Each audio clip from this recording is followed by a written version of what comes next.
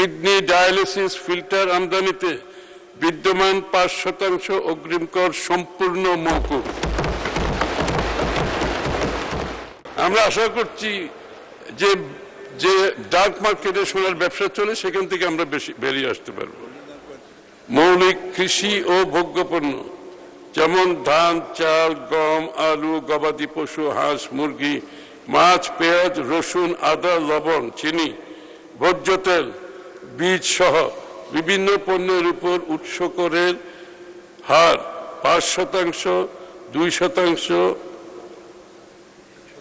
1% হতে হ্রাস করে 0.5% করার প্রস্তাব।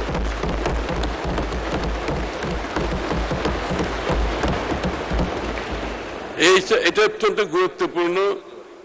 বস্তুতপক্ষে সমস্ত খাদ্যপণ্য যেগুলো আমাদের নিম্ন শ্রেণীর, মধ্যম শ্রেণীর জন্য দৈনন্দিন জীবনে তাদের জীবনযাত্রার মানের উপর চাপ সৃষ্টি করে, এইগুলো সবগুলো কমিয়ে দেওয়া হয়েছে মাননীয় স্পিকার।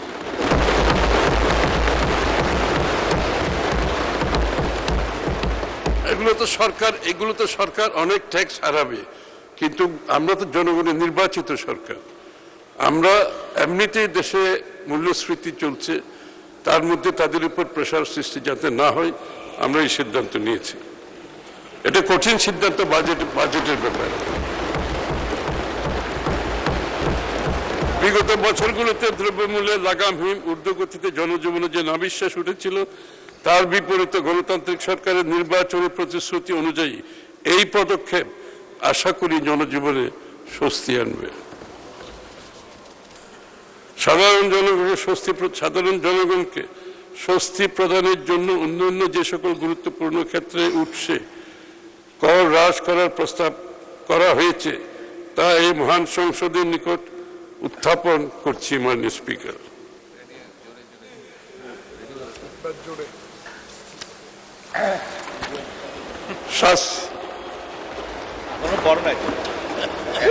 আসছে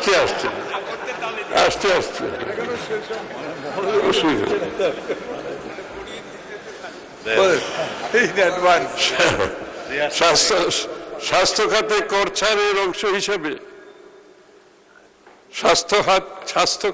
কর ছাড়ের অংশ হিসেবে কিডনি ডায়ালিসিস ফিল্টার আমদানিতে বিদ্যমান 5% অগ্রিম কর সম্পূর্ণ মওকুফ।